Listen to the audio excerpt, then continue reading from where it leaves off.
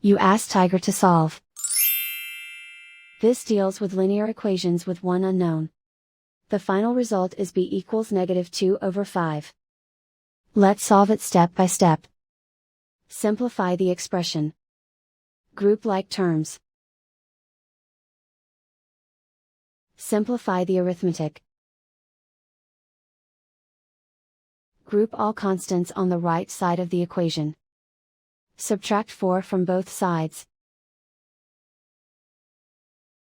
Simplify the arithmetic.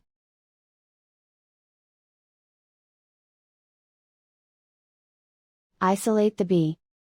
Divide both sides by 10. Simplify the fraction. Find the greatest common factor of the numerator and denominator. Factor out and cancel the greatest common factor. And so the final result is b equals -2/5.